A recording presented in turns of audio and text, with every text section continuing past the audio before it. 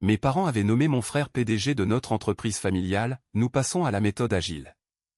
Ton frère va prendre la direction générale, et toi, tu dois fournir un soutien opérationnel. J'ai tout simplement supprimé mes fichiers de travail, puis je suis parti. Une semaine plus tard, mon père a paniqué, car il avait perdu un client à 5 millions de dollars. Je lui ai juste répondu, demande à ton fils chéri. C'est lui qui commande maintenant, non? Nous passons à la méthode agile. Ton frère va reprendre le poste de PDG, et toi, tu assureras le soutien opérationnel. Je n'ai pas dit un seul mot. Je m'appelle Luc Haro, j'ai 39 ans, et j'étais le directeur principal des opérations chez Rowe Industrial Group. J'ai commencé dans cette entreprise avant même d'obtenir mon diplôme universitaire, et bien avant que mon frère n'ait une cravate à sa taille. J'ai repensé toute la logique de routage, ce qui nous a permis d'économiser 4 millions de dollars en carburant. J'ai bâti des réseaux de fournisseurs à partir de rien, en pleine période de pénurie. Et quand les négociations syndicales ont failli s'effondrer en 21, c'est en moi qu'ils ont placé leur confiance pour maintenir l'usine en activité. Ce n'était pas un simple travail, c'était un héritage en action. Je n'ai jamais demandé à être PDG, mais je n'aurais jamais pensé me retrouver sous les ordres de quelqu'un d'autre. Je me suis levé, sans que ma chaise ne grince sur le sol. J'ai ajusté le poignet de ma chemise, lissé mes manches, puis je suis sorti de la salle du conseil, d'un pas tranquille, le même que je répétais chaque jour. Depuis 14 ans. Je n'ai pas regardé Ethan, je n'ai pas regardé mon père, j'ai simplement marché. Dehors, l'un des jeunes managers, Tyler, se tenait près de la fontaine à eau. Je l'avais soutenu et guidé lors d'une crise logistique, en décembre dernier. Il m'a fait un léger signe de tête, auquel je n'ai pas répondu. Le couloir sentait encore la peinture fraîche de la rénovation, que j'avais moi-même supervisé le trimestre précédent. Une couche de peinture que personne n'avait demandé, mais dont le bâtiment avait grand besoin. Je suis passé devant la réception. Kendra a levé les yeux vers moi, puis a rapidement détourné le regard. Ses doigts flottaient au-dessus du clavier, comme si elle avait subitement oublié ce qu'elle était en train de faire. Mon bureau était identique à lui-même. Propre, ordonné, sobre. J'ai refermé la porte derrière moi, puis je l'ai verrouillée, pour la première fois depuis des années. L'écran du serveur était déjà allumé, et mes identifiants fonctionnaient. Encore. J'ai ouvert le tableau de bord d'administration, j'ai navigué vers les opérations internes, la synchronisation centrale, les modèles de contrat, puis vers l'arborescence logique des fournisseurs, avant de placer mon curseur sur la règle maîtresse pour cliquer sur « Fin de session ». Le système m'a demandé de confirmer. J'ai cliqué une fois sur « Oui », puis j'ai ouvert un fichier de script intitulé « Sauvegarde temporaire d'audit juillet ». J'ai supprimé le déclencheur programmé, j'ai laissé le chemin de sauvegarde vide, puis j'ai fermé l'onglet. Pas d'alarme, pas d'historique de connexion. Tout s'est fait dans le cadre des autorisations administrateurs standards. J'ai ouvert mon tiroir, j'ai sorti une petite clé USB, je l'ai branchée, puis j'ai transféré un dossier nommé « Copie juridique personnelle » vers une partition cachée. J'ai attendu 3 minutes l'apparition du voyant vert, puis j'ai retiré la clé pour la glisser dans la poche intérieure de ma veste. Ensuite, j'ai ouvert un autre terminal, notre plateforme de liaison fournisseur, et j'ai suspendu 3 flux de données externes. Pas supprimés, juste suspendus. Bien assez pour susciter des questions d'ici 3 jours. Après cela, j'ai ouvert le tiroir supérieur d'un meuble étiqueté « Archives ». À l'intérieur se trouvait un vieux dossier de plan contenant des spécifications dessinées à la main lors de la création de l'entreprise, des croquis de mon grand-père. J'en ai pris un, je l'ai roulé avec soin, je l'ai glissé dans un tube de transport, puis je l'ai verrouillé. Je suis resté immobile un instant. puis je suis parti en passant devant le nouveau bureau d'Ethan, dont la porte était entr'ouverte. Il était déjà au téléphone, ce sera ma première priorité. En tant que PDG. Il ne m'a pas vu. Le couloir m'a semblé plus long en partant. Je suis passé devant la salle de pause. Elle portait toujours l'autocollant que j'avais collé sur le distributeur automatique, après qu'il a volé 5 $ à la stagiaire de la comptabilité. Elle pleurait dans le couloir, alors je lui avais offert son déjeuner. Personne n'a levé les yeux quand je suis passé. Près des ascenseurs, j'ai appuyé sur le bouton, puis j'ai attendu. Les portes en acier inoxydable reflétaient un visage fatigué, qui affichait un trop grand contrôle de soi. Je n'ai pas scié. Quand les portes se sont ouvertes, je suis entré. Je n'ai appuyé sur aucun bouton, je suis resté immobile, puis j'ai tourné la clé dans le panneau pour activer le mode service. L'ascenseur s'est arrêté. Je me suis agenouillé, j'ai sorti une petite enveloppe de ma veste, puis j'y ai écrit 3 mots en lettres majuscules, vérifier mardi prochain. Je l'ai laissé au sol, pile au milieu. Je suis ensuite sorti par la trappe de service, pour descendre par la cage d'escalier. Un étage, 2, 3, jusqu'à déboucher dans le vieux couloir, non rénové. Silencieux, sans caméra. C'était ma décision, prise il y a 6 ans. Il y avait trop de zones d'ombre dans les nouvelles ailes. J'ai poussé la porte menant au garage. Le néon au-dessus de mon pick-up clignotait encore, depuis la panne de la semaine dernière. J'avais moi-même enregistré la demande d'intervention. J'ai déverrouillé la portière, puis je me suis installé à l'intérieur. Les sièges épousaient encore la forme de mon dos. J'ai démarré le moteur. Pas de musique, pas d'appel, rien, juste une ligne droite pour sortir d'ici. Je n'ai pas regardé en arrière. La photo était toujours encadrée sur son bureau. Mon père et moi, debout devant la première usine après son agrandissement. Mes manches étaient retroussées, j'avais un porte-bloc à la main, et sa main était posée sur mon épaule. Ce jour-là, il m'a dit que je serais celui qui porterait l'entreprise plus loin. Qu'il ne l'avait jamais fait. C'était il y a 2 ans. À l'époque, nous visitions l'usine ensemble chaque lundi, à 6 heures du matin. Il s'arrêtait d'abord à la maintenance pour discuter avec Saul, le plus ancien technicien de l'équipe. Ensuite, nous inspections la ligne 4, même si elle ne présentait aucune anomalie. Les lignes mentent, disait-il souvent, pas le terrain. Ethan ne se joignait jamais à nous. Trop tôt, plaisantait-il. Ou alors il avait une présentation d'investisseurs à finaliser, ou encore une réunion pour un podcast. La première fois que j'ai remarqué un changement, c'était très subtil. Mon père m'avait demandé de présenter les perspectives logistiques trimestrielles, mais quand je suis entré dans la salle de conférence, c'est Ethan qui se tenait à l'avant. Il fait juste l'introduction, a dit mon père, sans lever les yeux de ses papiers. L'introduction d'Ethan a duré 12 minutes. Après cela, Ethan a commencé à apparaître plus souvent, discrètement au début, assistant aux appels des fournisseurs, ou impliquant des analystes que je n'avais pas approuvés. Un jour, j'ai trouvé un projet de nouveau modèle de distribution dans le dossier partagé. Ce n'était pas le mien, pourtant mon nom figurait dans les métadonnées, avec la mention modifiée par Ethan. Je n'ai rien dit. Je croyais en une stratégie à long terme. 3 mois avant la décision du conseil d'administration, j'ai passé un week-end dans l'usine 5. L'un des convoyeurs avait été signalé pour des charges déséquilibrées, et personne d'autres ne s'étaient portés volontaires. J'ai apporté du café, puis j'ai travaillé aux côtés de Mel, une opératrice de machine qui souffrait d'arthrose dans les 2 mains. Elle m'a dit, vous êtes le seul à me demander si j'ai assez chaud ici. Je n'ai rien répondu de particulier.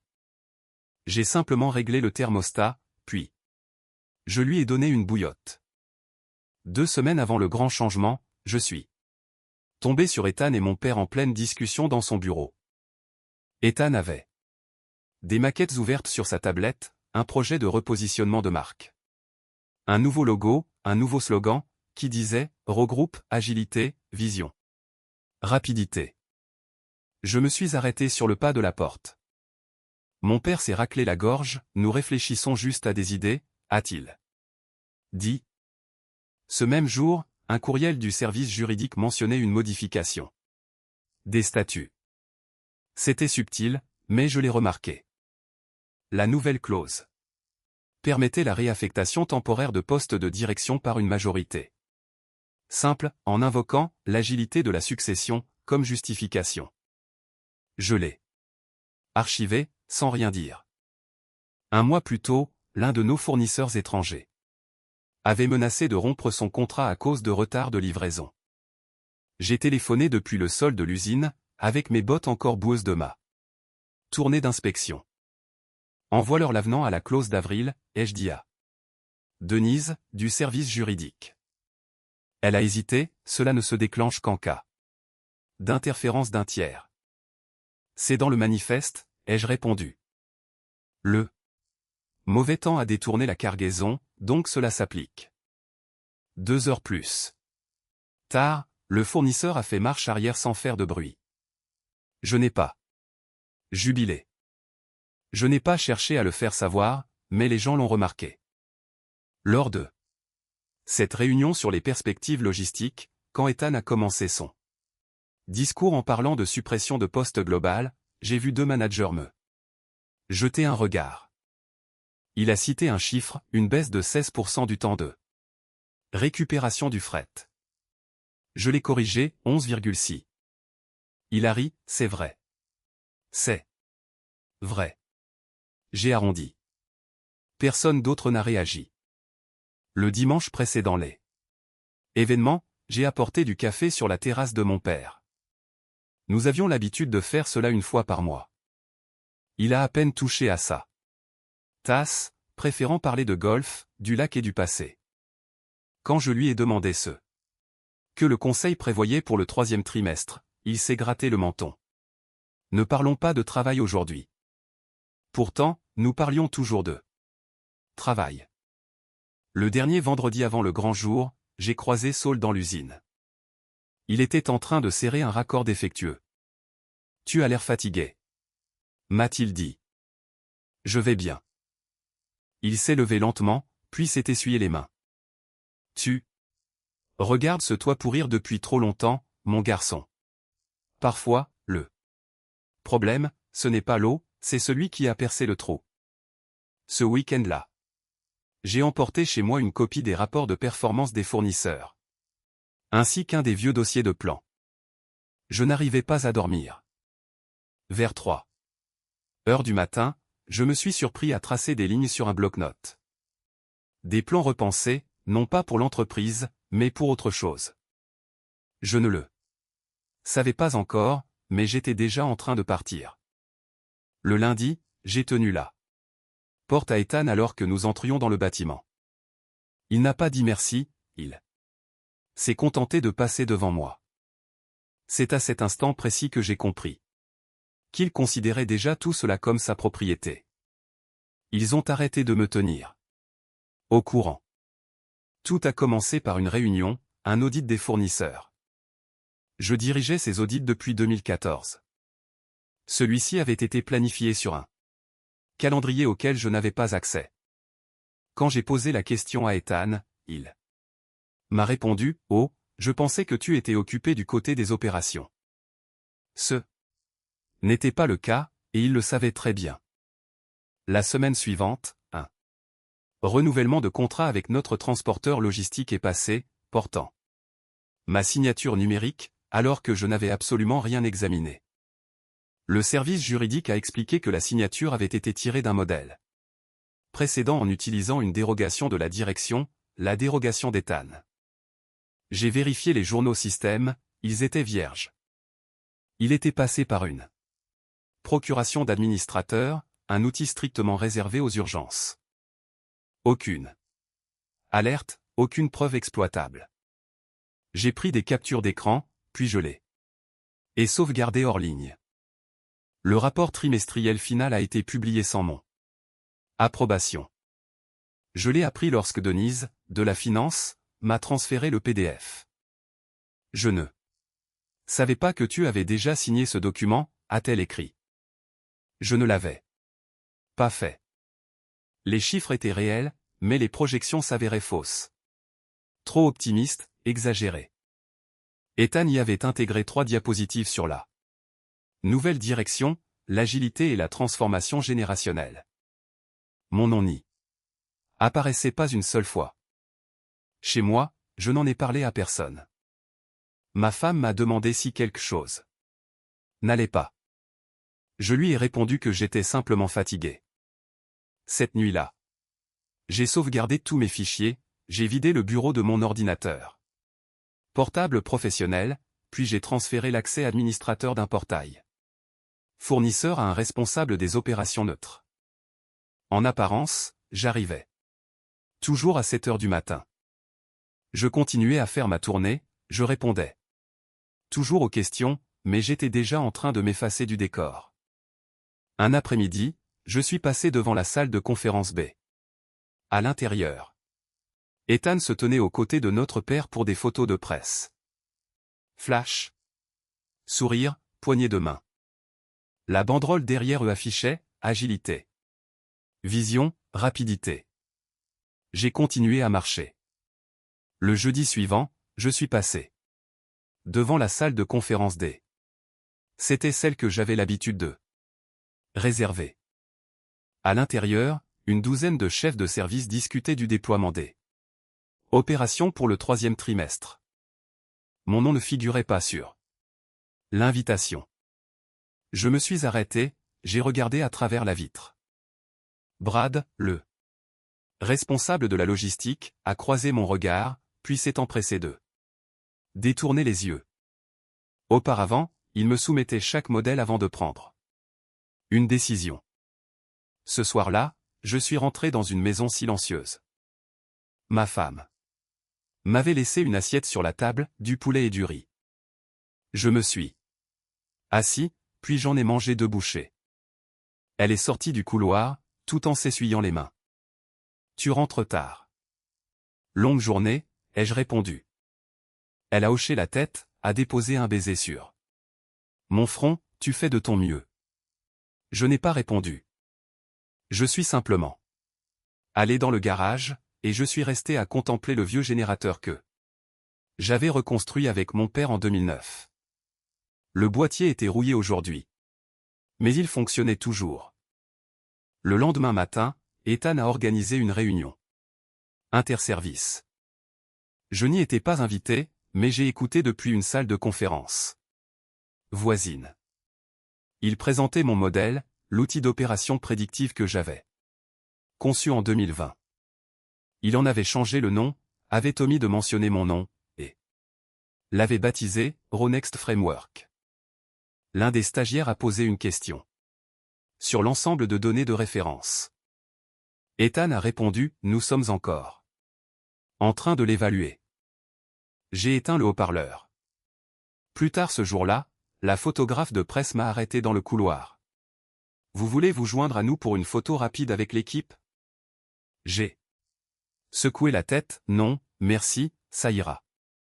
Elle a semblé perplexe, vous êtes bien Lucas, n'est-ce pas? J'ai esquissé un sourire, je l'étais.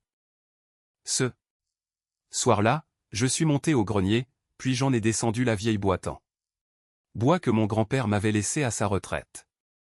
À l'intérieur se trouvait une boussole de poche, une carte de garantie, et un chronomètre rouillé, avec des initiales gravées à l'arrière. Les aiguilles étaient figées sur 6h47. Tout au fond, il y avait une enveloppe contenant une simple page dactylographiée, il viendra un jour où le silence résonnera plus fort qu'un avertissement. C'est ce jour-là qu'il faudra écouter. J'ai plié la feuille, puis je l'ai placée à côté de mon dossier de plan. Le matin du vote, j'ai regardé mon reflet dans le miroir, sans dire un mot. Au bureau, mon badge fonctionnait encore. À l'étage, la porte de la salle du conseil était ouverte. Ethan a jeté un regard en arrière, un demi-sourire narquois aux lèvres. Mon père, lui, ne m'a pas regardé. Depuis le couloir, j'ai entendu Ethan dire « c'est déjà décidé ». Il ne le sait simplement pas encore. Je suis entré, puis j'ai refermé la porte derrière moi. Le vote a été unanime. Ethan a fait glisser le document vers moi, nous sommes ravis que tu restes pour soutenir la transition. J'ai hoché la tête une fois. Sans parler. Il m'a tendu la main. J'ai regardé sa main, puis j'ai regardé mon père, qui fixait l'extérieur par la fenêtre. Je me suis levé, je suis sorti, et j'ai refermé la porte. Ce soir-là, j'ai ouvert l'archive partagée, celle que plus personne n'utilisait. Dans un dossier intitulé « Sauvegarde historique P5 », j'ai téléversé 3 fichiers, les registres des écarts fournisseurs, les anomalies de facturation et les rapports sur la manipulation du fret. Chaque fichier était nommé selon la nomenclature préférée d'Ethan, et chacun d'eux était recoupé avec des horodatages issus de son propre calendrier. Ensuite, j'ai supprimé les accès. Pour tout le monde, à l'exception du service juridique. Aucune alerte ne s'est déclenchée, l'opération ressemblait à un simple nettoyage de routine. 3 jours plus tard, Denise m'a appelé depuis une ligne privée, ce n'est pas toi qui m'as envoyé ça, n'est-ce pas? Je n'ai rien dit. Il panique. Là-haut. Je n'ai pas souri, je me suis contenté de la remercier. Le lendemain. La première réunion a été annulée. Ensuite, une demande de renseignement de la presse a été redirigée. Dès le vendredi, Ethan avait programmé une réunion d'urgence avec les finances et le service juridique. Je n'y étais pas invité, mais quelqu'un avait laissé la porte entr'ouverte.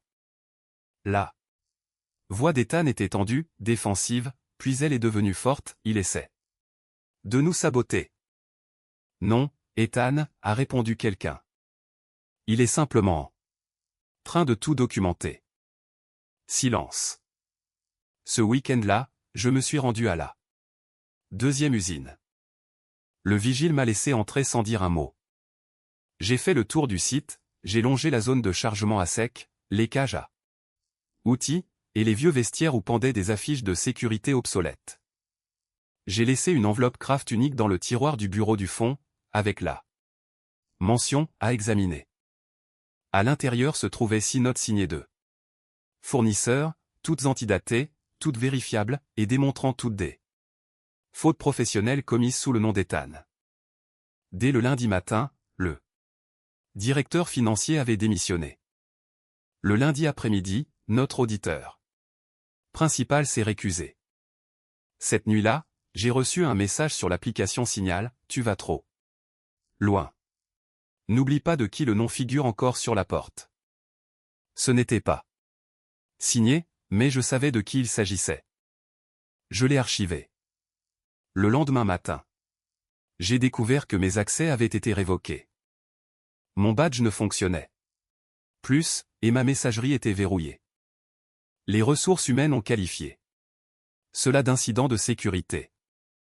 Un coursier m'a livré ma lettre de licenciement. Aucune explication. Ils ont agi vite, mais j'avais déjà été plus rapide qu'eux. Chez moi, je n'ai pas évoqué mon licenciement. Ma femme a posé 2 tasses sur la table, la sienne et une pour moi. J'ai laissé la mienne intacte. Plus tard. Dans la soirée, elle a trouvé mon badge sur le comptoir. Elle n'a posé aucune question, s'est simplement assise à mes côtés sur la terrasse, puis m'a dit « Tu ne méritais pas ça. » J'ai hoché la tête une fois. Cela suffisait. Le lendemain matin, je me suis arrêté au garage automobile de Brad, celui qu'il gérait en parallèle de son travail. Nous ne nous étions pas parlé depuis des semaines. Il a levé les yeux, alors qu'il travaillait sous le capot d'un pick-up. Ils t'ont mis dehors. Je n'ai pas répondu.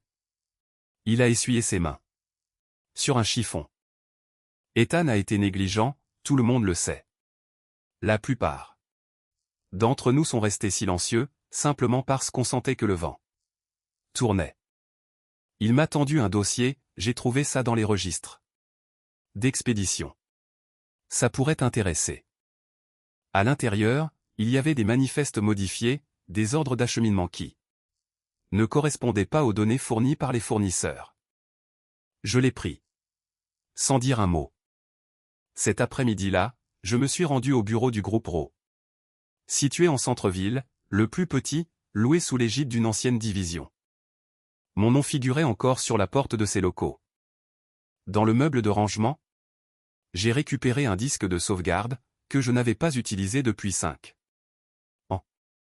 Il contenait le code source original de notre plateforme opérationnelle, celle qu'Ethan avait rebaptisée. Je suis sorti du bureau les mains vides, mais l'esprit tranquille, et non pas dépourvu de ressources. Cette nuit-là, je suis resté assis dans mon pick-up sous la pluie, le moteur éteint, les essuie-glaces à l'arrêt. Le disque dur était dans ma veste, et mon téléphone se trouvait dans la boîte à gants. Je ne l'ai pas touché. J'ai simplement attendu que la lumière s'allume dans le bureau d'en face, un signal discret. Alors, je suis sorti du véhicule pour traverser la rue. Au milieu de la semaine, les rumeurs internes avaient changé de direction. Denise m'a transféré un mémo anonyme, qui circulait parmi les cadres intermédiaires. Il soulevait des inquiétudes concernant des anomalies financières, ainsi que des écarts récents par rapport aux procédures de contrôle habituelles. Elle avait simplement ajouté, sans commentaire, avec cet objet de message, tu as déclenché quelque chose. L'ancien directeur des approvisionnements, Harold, à la retraite depuis longtemps, m'a appelé de manière inattendue. Lucas, m'a-t-il dit, j'ai déjà vu cela par le passé. De beaux parleurs qui prennent des raccourcis, privilégiant l'image aux dépens des opérations. Il a marqué une pause, j'ai conservé les évaluations d'origine des fournisseurs, issus de la campagne de 2018. Ethan les avait fait détruire, mais j'en ai gardé des copies papier. Je me suis rendu chez Harold ce soir-là. Il m'a tendu un carton scellé et daté. Fais ce que ton père n'a pas voulu faire. Je l'ai pris sans dire un mot. Pendant ce temps, Ethan commençait à modifier le récit officiel.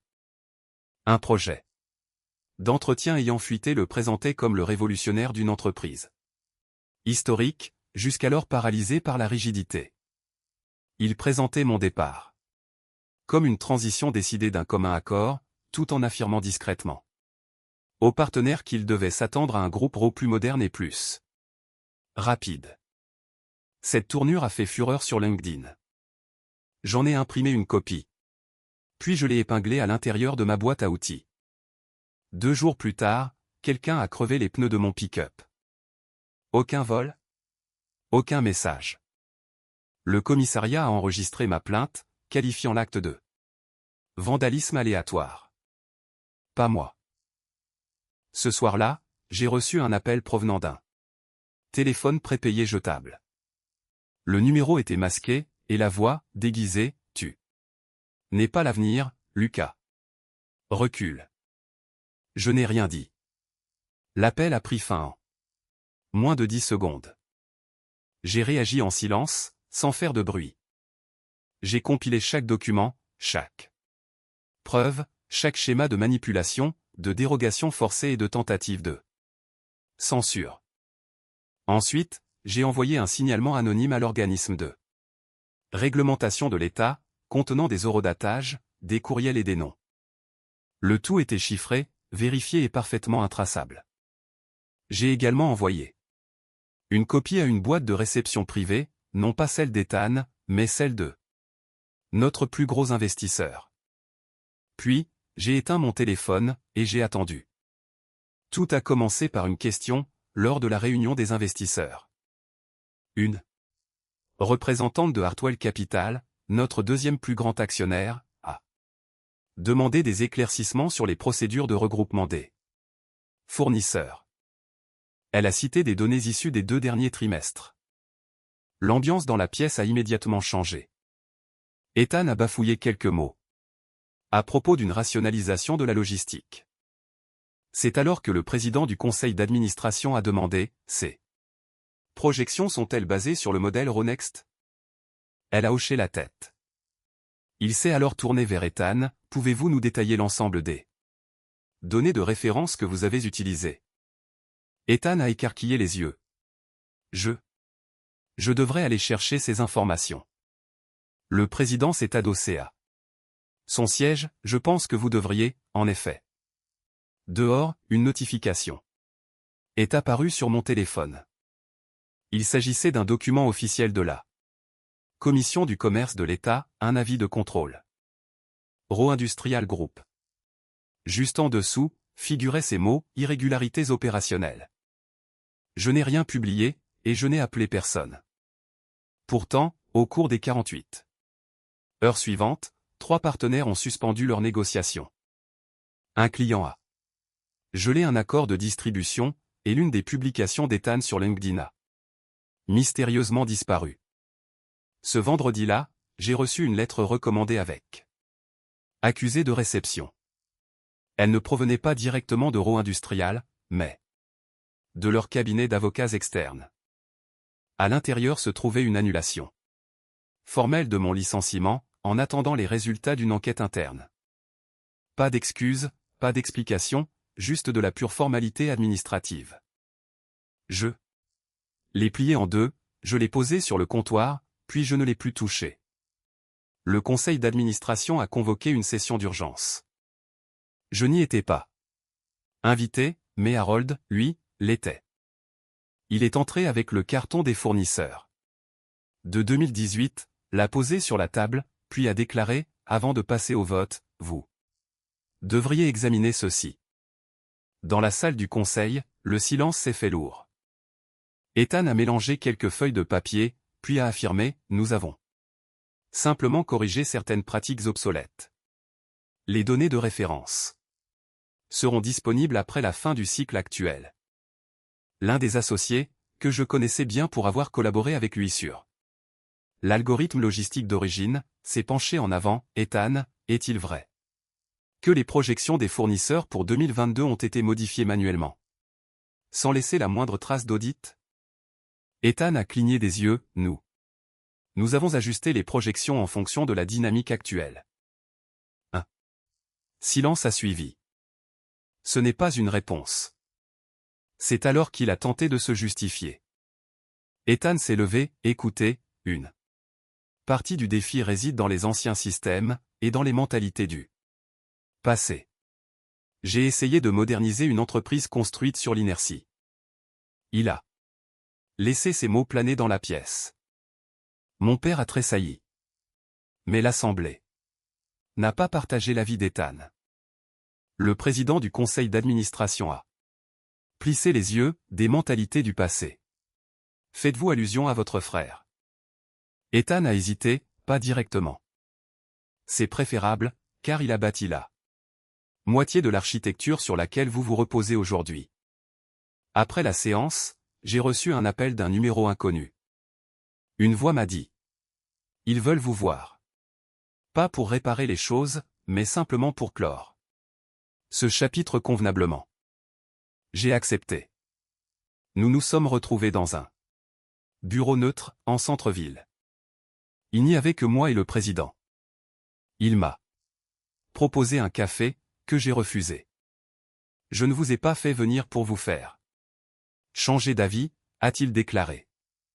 But you should know. Vous n'avez pas seulement mis au jour un problème majeur, vous avez aussi préservé la réputation de l'entreprise. J'ai hoché la tête une fois. Il m'a tendu une lettre écrite à la main, que je n'ai pas lue sur le moment. Je l'ai pliée pour la ranger dans mon manteau. 2. Retour chez Brad, celui-ci a haussé un sourcil, alors, qu'est-ce que tu fais maintenant?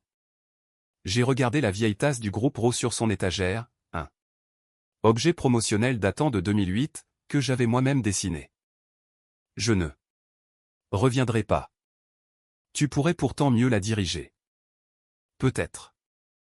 Il a attendu un instant, puis a demandé, alors, pourquoi pas? J'ai à nouveau fixé la tasse. Ce n'était pas juste un travail, c'était ma vie. Mais il me l'avait clairement fait comprendre, je n'étais plus chez moi. Je n'étais pas présent lors de l'annonce du vote. Cependant, j'ai appris plus tard, par Brad, Denise et d'autres, qu'Ethan n'avait pas prononcé un seul mot lorsqu'on lui avait demandé de quitter ses fonctions. Mon père s'est abstenu. Il ne s'est pas battu pour moi, mais il n'a pas défendu Ethan non plus. Le lendemain, j'ai reçu une autre enveloppe. À l'intérieur se trouvait une invitation officielle à revenir en tant que directeur opérationnel. Par intérim, le temps d'effectuer un audit de transition.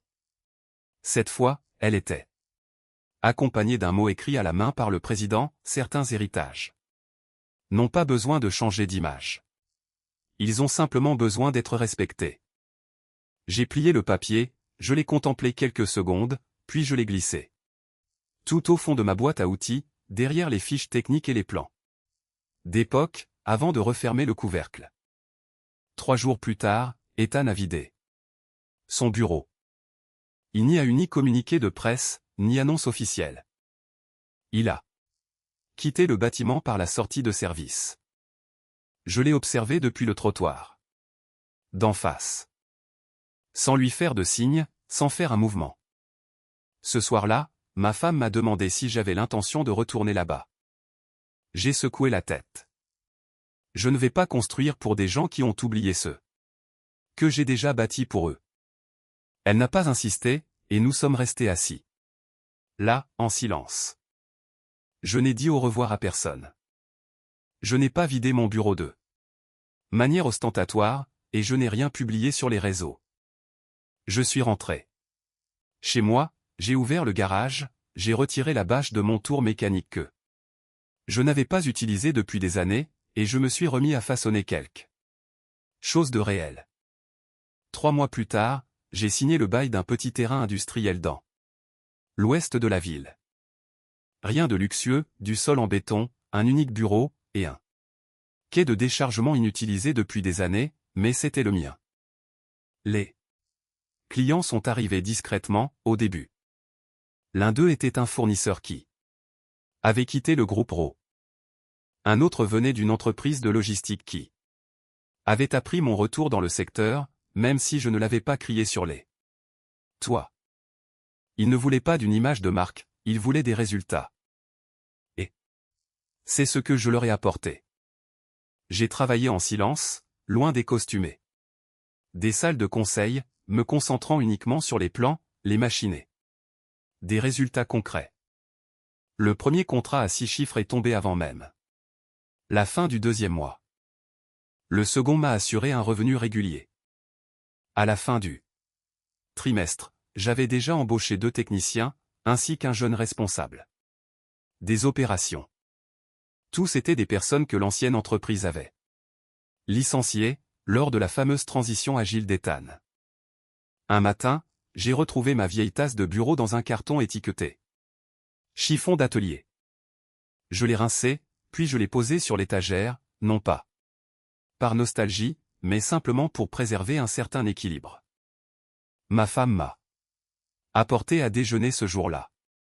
Elle n'a fait aucune remarque sur l'atelier, se contentant de sourire en voyant que le tableau de production était presque plein.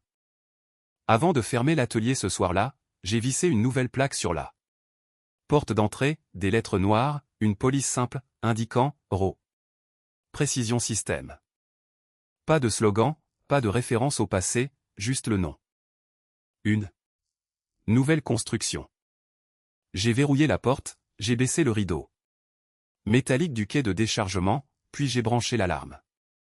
L'air de la nuit sentait bon le propre, et j'ai alors réalisé une chose, ils avaient donné l'entreprise à mon frère, mais de mon côté, j'en avais bâti une qu'ils ne pourront jamais me prendre. La vengeance d'un homme d'honneur n'est pas bruyante, mais elle est toujours personnelle. Si cette histoire a résonné en vous, appropriez-vous-la. Abonnez-vous dès maintenant pour ne pas manquer l'histoire de demain. À vous de jouer.